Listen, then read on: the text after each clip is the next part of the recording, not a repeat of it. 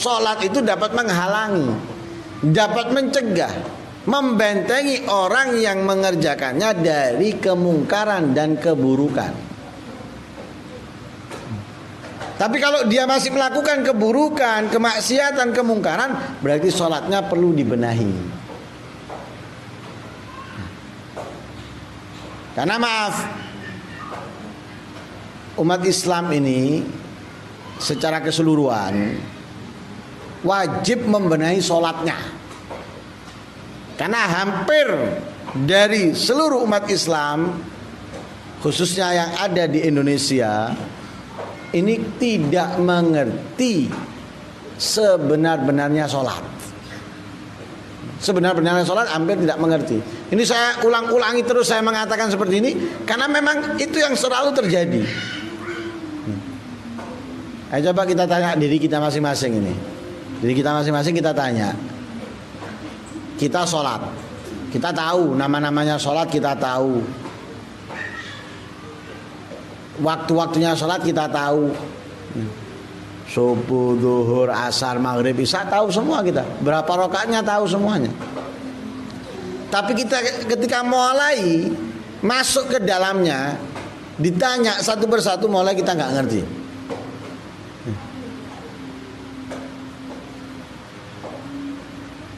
Syaratnya sholat apa? Kita mulai nggak tahu sudah.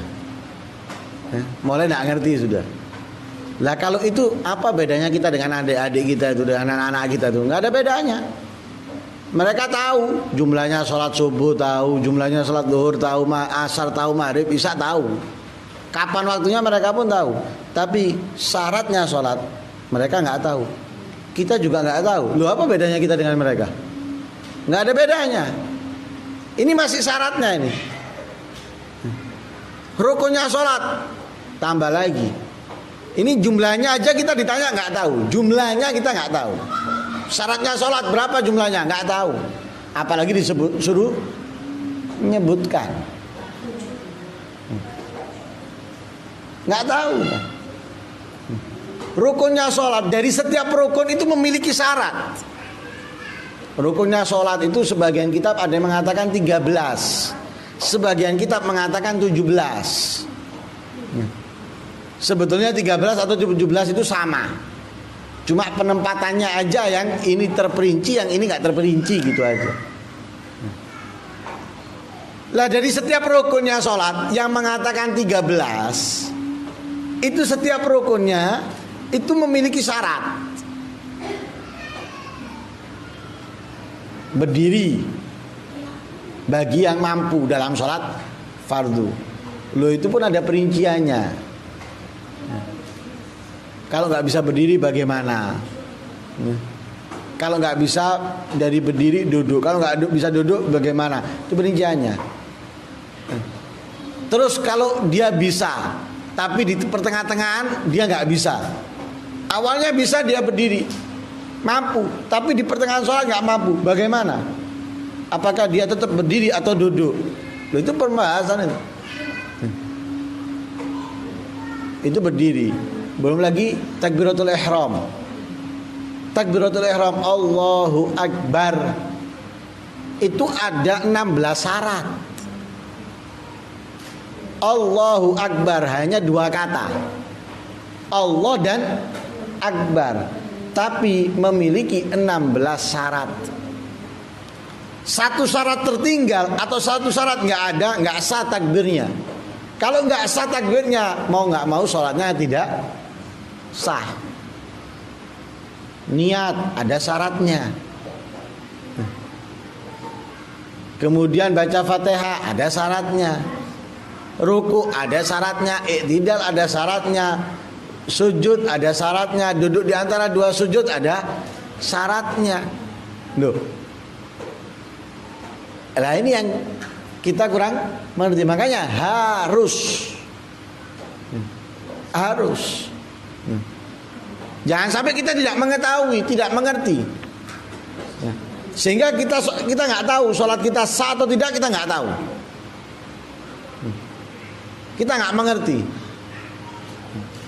Apalagi kalau kita memiliki kewajiban, kita sebagai suami memiliki kewajiban kepada istri kita atau kepada anak-anak kita. Lah kalau mereka tidak mengerti dan tidak kita ajari, dosanya kita yang nanggung.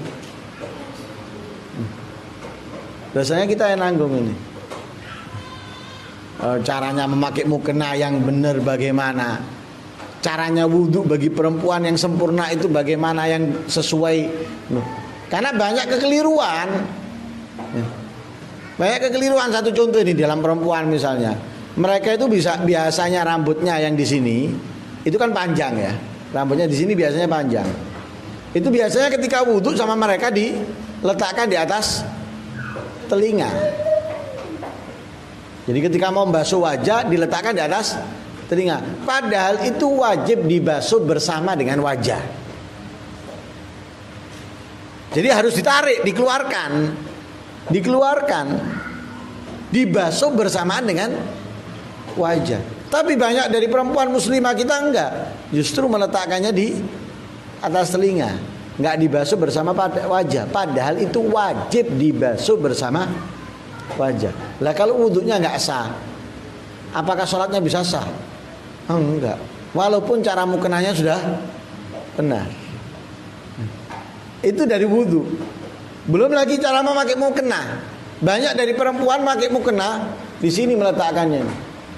Nempelkannya itu di sini. Padahal mestinya di sini. Mestinya menutupi ini.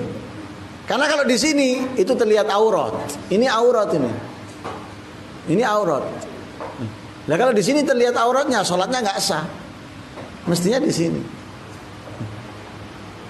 Terus juga harus menjaga jangan sampai ada sehelai rambut yang keluar. Loh ini banyak. Nah, ini masih satu atau dua contoh.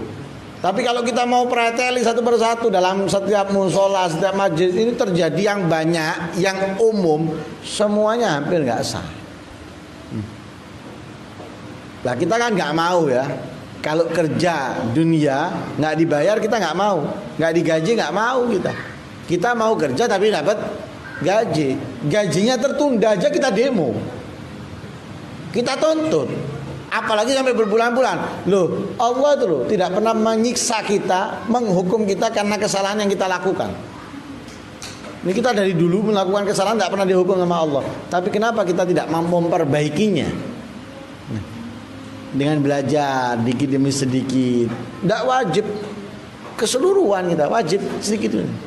Pelajari. Yang wajib bagi kamu untuk ketahui, pelajari. Apalagi ini sholat ini menjadi ukuran pertama ini. Untuk kuatnya agama kita. Kalau kita ingin meninggal dalam keadaan Islam, ya berarti kita harus memperbaiki sholat kita. Baru agama kita akan semakin kuat. Kalau kita tidak memperbaiki sholat kita, loh berarti agama kita ini ibarat rumah ini banyak bocornya. Ya kalau banyak bocornya berarti ngerusak. Nanti ngerusak kayu dan ngerusak cat dan yang lain sebagainya. Loh, merusak keimanan kita, ketaatan kita akan rusak semuanya. Kenapa? Sholat kita yang rusak.